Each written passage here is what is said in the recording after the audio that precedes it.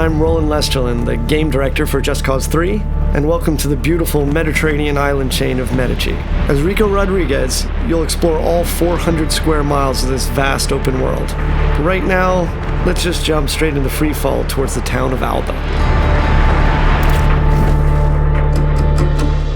At Avalanche Studios, we love building huge sandbox worlds, and everything you see here on the screen you can travel to. The hills, the mountains, the beaches, you name it, what you see, you can go straight to it. The story behind Medici is that it's being held under the brutal control of the dictator General Di Ravello. And as you can see, his domineering presence can be felt throughout all the towns and the villages. Inspiring a revolution to free the people is no simple task for any ordinary citizen. But Rico is no ordinary person.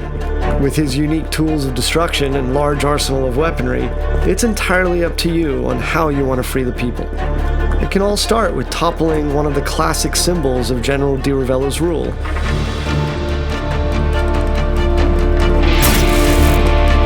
Here we'll see Rico using the physics of the world and his new multi-tethers to force Di Ravello's statue into inflicting damage upon itself.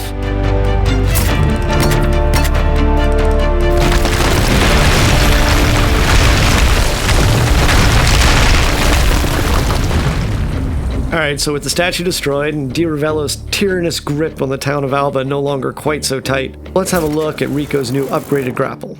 As with JC2, traversal is very much at the heart of the experience. Medici is packed with activities, challenges, and opportunities for creative destruction. Now here we can see one of Di Ravello's propaganda spouting speakers, so let's make quick work of it and tear it down. Using his tethers, Rico is able to rip chaos objects like this from their supports. And as you destroy these pieces of propaganda, you further weaken Di Ravello's influence over the area. Gas stations were so much fun in JC2, we decided that we wanted to take them out of the core chaos progression system and just allow players to destroy them as many times as they want. And our physics play to our favor as a chain reaction kicks off and the whole place goes up.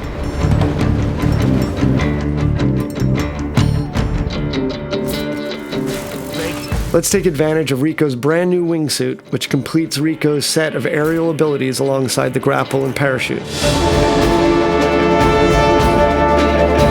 As you can see here, the sense of speed with the wingsuit deployed is unparalleled, and with the right terrain we can cover huge distances very quickly. Just as with the parachute, Rico can use his grapple to pull himself along, thus giving him an additional speed boost, and have tons of fun doing it. Let's apply a little out-of-the-box thinking with one of the many airborne vehicles in the game. Rico can fly anything, so hijacking this jet really isn't an issue. And this might be a multi-million-dollar military plane, but in Rico's hands, it's a very big and expensive bullet. Alright, so we've blown up the refinery and we've seen the cascade of destruction. Now let's take to the roads in a souped-up sports car.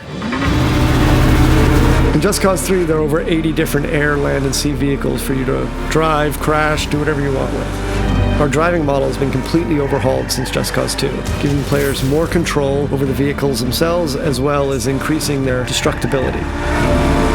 And of course, there are numerous race challenges for you to play that will allow you to unlock vehicle-based mods to improve your rides.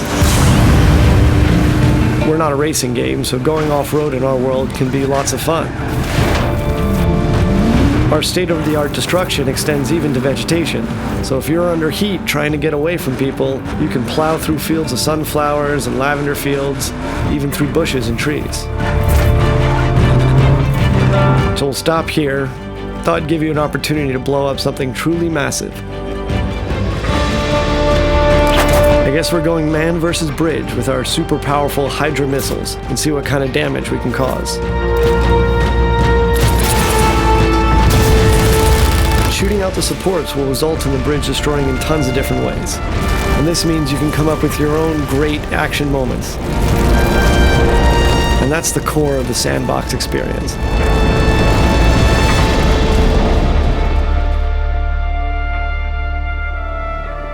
With the bridge out of commission, Rico can focus on the next objective. And to make that a little easier, we've instituted a new Rebel Drop system. The Rebel Drop system allows Rico to order weapons and vehicles at a moment's notice via airdrop. This beautiful and peaceful flight offers us another opportunity to show off a new feature, and that's our new stunting system. So we moved away from the specific authored points on vehicles from JC2 and allowed the player total freedom on top. So if you jump out onto the plane, you can actually walk around the plane wings themselves. And of course, the plane itself can be used as a means of destruction. Maybe we should get off the plane first.